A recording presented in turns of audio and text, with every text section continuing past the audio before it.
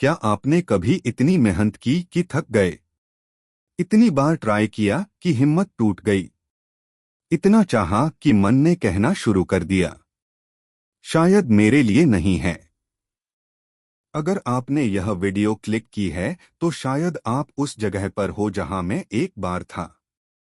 जहां सुबह उठना मुश्किल लगता है, जहां कोशिश करने का मन नहीं करता, जहां मन कहता है बस अब नहीं। मैं आपको झूठी उम्मीद नहीं दूंगा।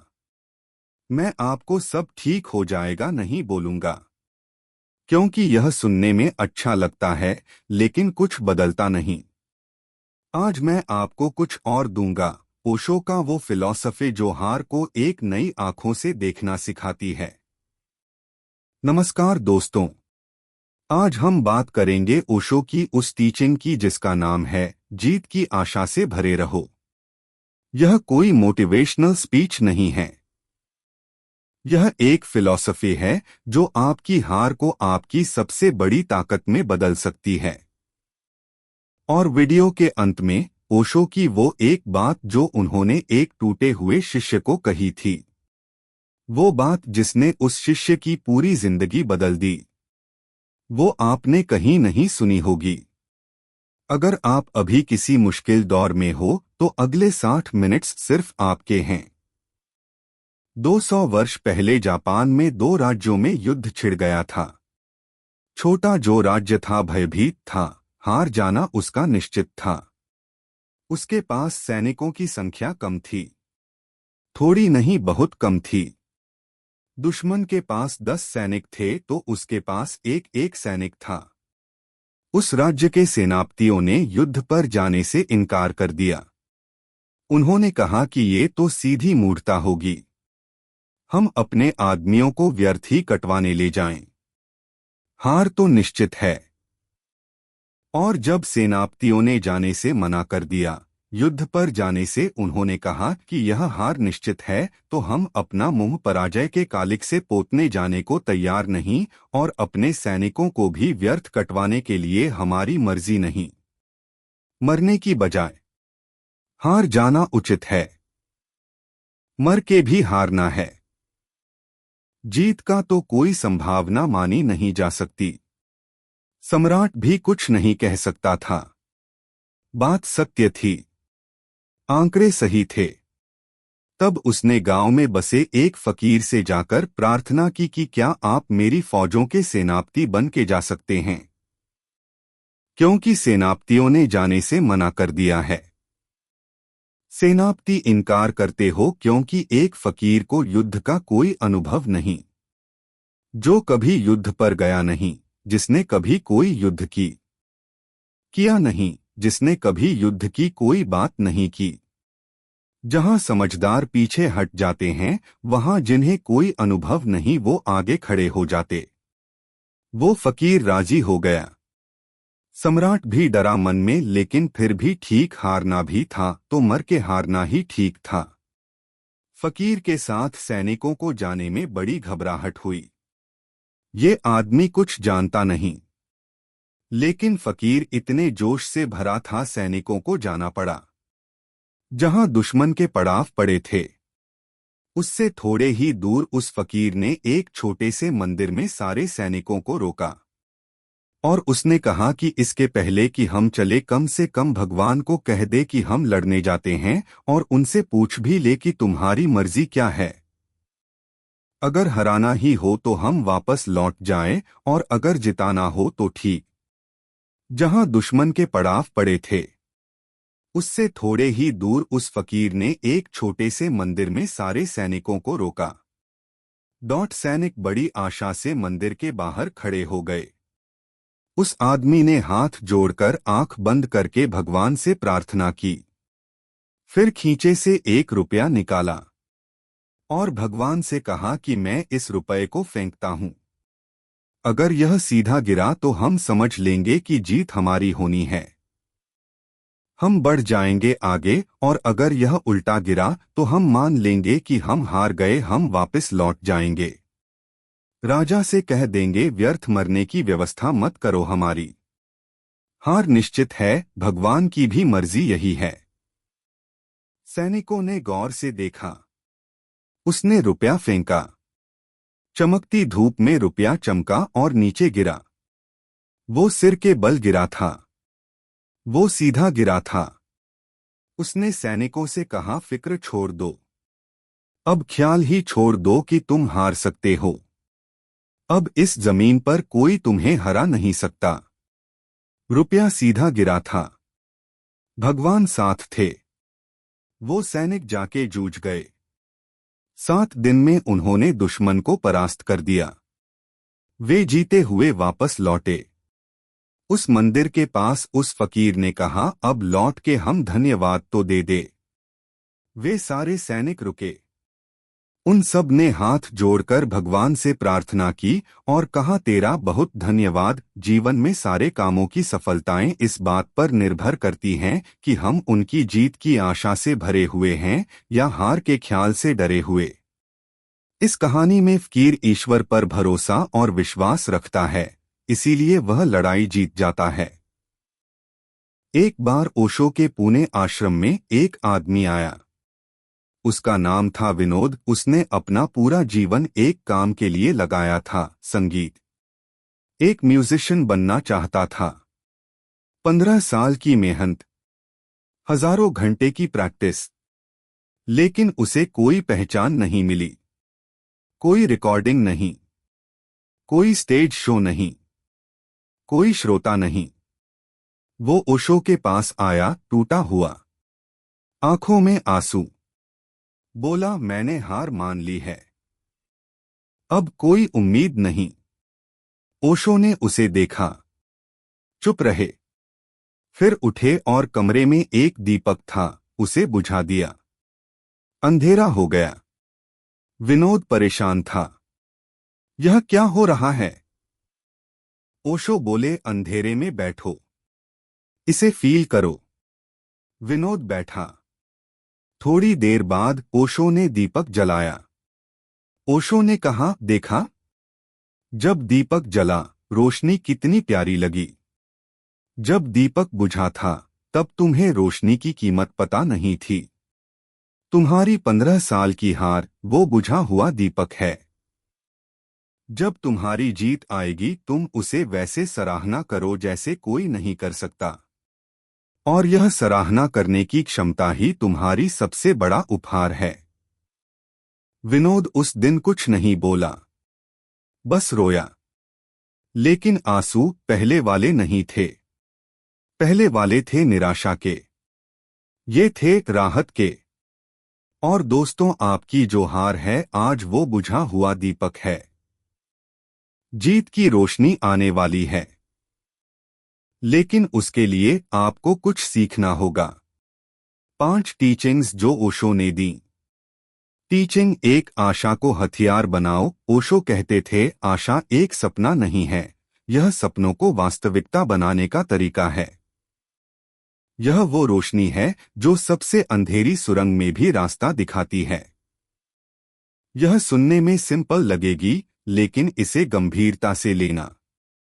ओशो कहते थे, आशा कोई कमजोरी नहीं है, आशा एक हथियार है।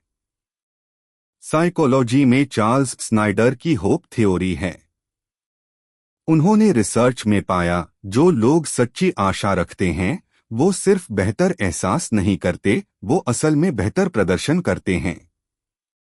उनका समस्या समाधान की क्षमता को और तेज करता है। उनमें अधिक लचीलापन होती है। लेकिन यहाँ एक महत्वपूर्ण अंतर है, आशा और इच्छापूर्ण सोच में फर्क है। विशफुल थिंकिंग कहता है, काश सब ठीक हो जाए, यह पैसिव है। यह एक्शन नहीं लेता। आशा कहती है, मुझे पता नहीं कैसे होगा, लेकिन मैं रास्ता निकालूंगा, यह सक्रिय है।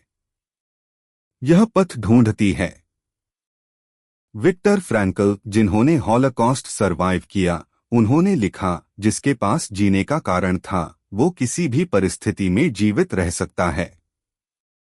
ओशो ने इसे एक छवि से वर्णन किया, आशा वो दीपक है जो आंधी में भी बुझता नहीं अगर तुमने उसे अपने भीतर जलाया हो। बाहर की आंधी उसे बुझा नहीं सकती, लेकिन अगर तुमने खुद उसे बुझा दिया तो कोई उसे दोबारा नहीं जला सकता। Practical exercise hope anchor. Step 1, एक कागज पर लिखो मैं किसके लिए जीतना चाहता हूं। पर्सन हो सकता है, ड्रीम हो सकता है, वैल्यू हो सकती है। स्टेप 2, उसे फोन का वॉलपेपर बनाओ। हर बार देखो, याद दिलाओ। स्टेप 3, रोज सुबह उठकर उसे एक बार जोर से बोलो, सिर्फ एक बार।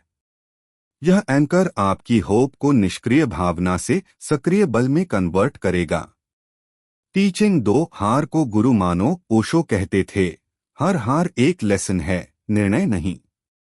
जो हारा और सीखा उसने उससे ज्यादा जीता जो बिना समझे जीत गया।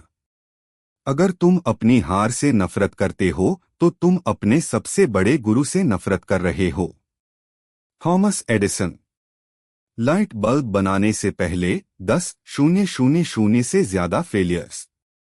एक रिपोर्टर ने पूछा, 10,000 बार फेल होकर कैसा लगता है?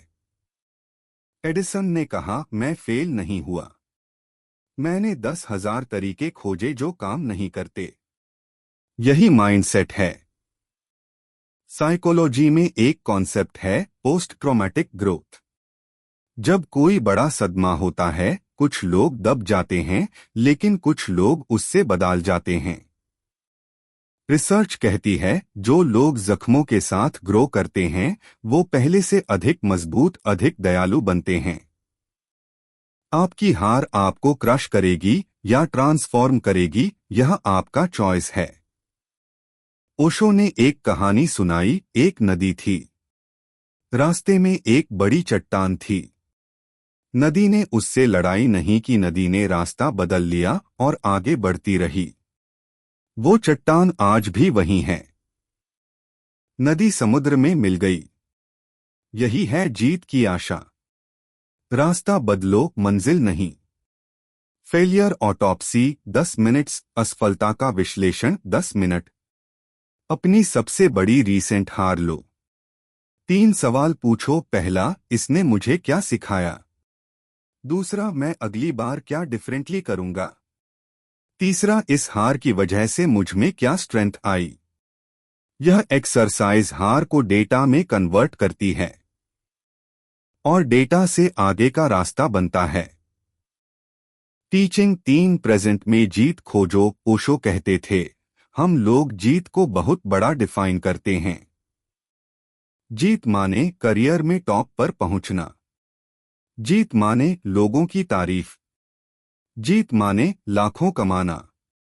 लेकिन ओशो ने कहा था, जो इंसान हर दिन की छोटी जीत नहीं देख सकता वो बड़ी जीत की अहमियत भी नहीं समझ पाएगा। हार्वर्ड बिजनेस स्कूल की टर्सा एमबाइल की रिसर्च, द प्रोग्रेस प्रिंसिपल। उन्होंने पाया, काम पर सबसे ज्यादा मोटिवेटेड वो लोग होते हैं जो हर दिन कोई न कोई प्रोग्रेस नोटिस करते हैं, चाहे वो कितनी भी छोटी हो। छोटी प्रोग्रेस डोपामाइन रिलीज, मोटिवेशन बढ़ता है, बड़ी प्रोग्रेस की तरफ बढ़ते हैं। यह एक अपवर्ड स्पाइरल है। ओशो कहते थे, 1000 मील की यात्रा में हर कदम पूरी यात्रा जितना इम्पोर्टेंट है। जो व्यक्ति सिर्फ डेस्टिनेशन देखता है वो रास्ते की खूबसूरती मिस करता है, और रास्ते की खूबसूरती ही तुम्हें डेस्टिनेशन तक पहुंचाती है। डेली विक्ट्री जर्नल, रात को 5 मिनट्स, 3 सवाल। आज मैंने क्या किया जो कल नहीं किया था? आज मैं किस चीज में थोड़ा बेटर था? आज मैंने कौन सी एक चैलेंज फेस की? यह जर्नल आपको रोज प्रूफ देगा कि आप आगे बढ़ रहे हो, चाहे फील न हो। डेटा झूठ नहीं बोलता। टीचिंग 4, भीतर की आग, इनर फायर। ओशो कहते थे, तुम्हारे भीतर की आग कोई नहीं बुझा सकता। तुम उसे इग्नोर कर सकते हो, दबा सकते हो, भूल सकते हो, लेकिन वो कभी मरती नहीं। वो बस तुम्हारा इंतजार करती है। ओशो से एक बार पूछा गया, जब इंसान बिल्कुल टूट जाए तब क्या करे? ओशो ने कहा, तब भीतर की आग को ढूंढो। हर इंसान के भीतर एक आग होती है जो कभी नहीं बुझती। हम उसे ढक देते हैं। फेलियर की राख से, जजमेंट की धूल से, कंपैरिजन की बर्फ से। लेकिन आग वहीं होती है। आज की दुनिया में वो आग क्यों बुझती है? पहला, कंपैरिजन। हम दूसरों की हाईलाइट रील से अपनी बिहाइंड द सीन्स कंपेयर करते हैं। दूसरा, एक्सटर्नल वैलिडेशन। लोग क्या कहेंगे, यह सबसे ज्यादा आग बुझाता है। तीसरा, फियर ऑफ फेलियर। डर के कारण ट्राई ही नहीं करते। चौथा, रॉन्ग गोल्स। जो गोल्स हमने खुद नहीं चुने उनके लिए पैशन नहीं होता। Osho inner fire meditation, 7 minutes, आंखें बंद करो। 3 डीप ब्रेथ्स। अब पूछो खुद से, वो क्या है जिसे मैं बिना किसी रिवॉर्ड के भी करता रहूंगा? वो क्या है जिसके बारे में सोचकर मुझे खुशी होती है, चाहे कोई देखे या न देखे? वो क्या है जो मैं करते हुए टाइम भूल जाता हूं? उस आंसर में आपकी इनर फायर है। उसे जलाए रखो। टीचिंग 5, जीत की परिभाषा बदलो। ओशो ने कहा था, जीत रिजल्ट में नहीं है, जीत आपके एफर्ट की कंप्लीटनेस में है। जिस इंसान ने अपना सब कुछ दे दिया वो ऑलरेडी जीत गया, रिजल्ट चाहे जो हो। अब वो टीचिंग जिसका मैंने शुरू में प्रॉमिस किया था। ओशो की जीत की डेफिनेशन।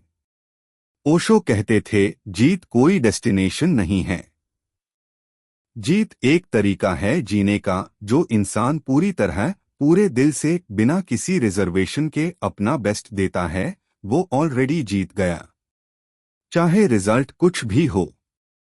भगवद गीता में कृष्ण ने यही कहा था, कर्म करो, फल की चिंता मत करो। ओशो ने इसे मॉडर्न लैंग्वेज में कहा, जब तुम रिजल्ट से डिटैच हो जाते हो और सिर्फ प्रोसेस में होते हो तब तुम्हारी परफॉर्मेंस ऑटोमेटिकली बेहतर हो जाती है और जीत खुद तुम्हारे पास आती है। नेल्सन मंडेला, 27 साल जेल में। क्या वो हारे? उन्होंने कहा था, प्रिजन ने मेरा शरीर बंद किया, मेरी स्पिरिट नहीं। अब्दुल कलाम, बचपन में गरीब पायलट बनना चाहते थे, नहीं बन पाए, लेकिन वो बने मिसाइल मैन ऑफ इंडिया और फिर इंडिया के प्रेसिडेंट।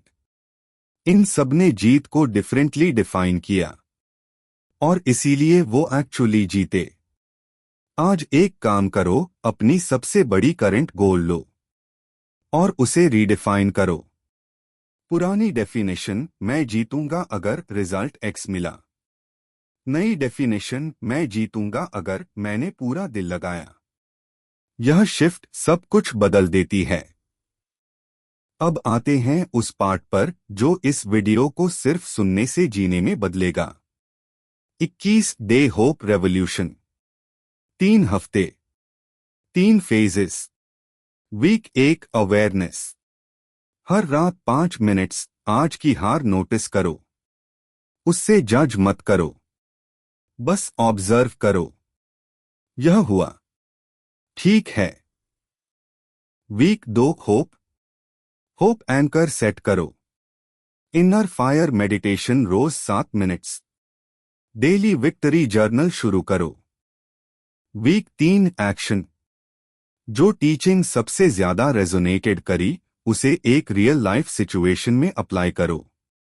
फेलियर ऑटोप्सी करो किसी पास्ट हार पर और कमेंट में लिखो, सिर्फ यह एक बात, मैं 21 डे होप रेवोल्यूशन एक्सेप्ट करता हूं। यह छोटी सी कमिटमेंट बड़ा फर्क लाएगी। आज की वीडियो का अंत एक कहानी से। ओशो के एक शिष्य ने उनसे आखिरी बार मिलते वक्त पूछा था, ओशो, अगर लाइफ में सब कुछ बुरा हो जाए तो एक चीज जो मुझे याद रखनी चाहिए वो क्या है? ओशो ने उसका हाथ थामा, आंखों में देखा और कहा, यह भी बीत जाएगा। हर रात बीत जाती है, हर तूफान बीत जाता है, हर हार बीत जाती है। बस तुम बचे रहो, क्योंकि तुम बचे हो तो जीत की संभावना बची है। दोस्तों, मैं नहीं जानता आप किस दौर से गुजर रहे हो, लेकिन अगर आपने यह वीडियो देखी तो इसका मतलब है आपके भीतर अभी भी कुछ है जो हार नहीं माना। वो जो नहीं हारा उसे जीत की आशा से भरे रखो। कमेंट में लिखो आज की वीडियो में से वो एक लाइन जो आपको सबसे ज्यादा लगी। उस एक इंसान को यह वीडियो शेयर करो जो अभी अंधेरे में है। शायद यही उसका दीपक बन जाए।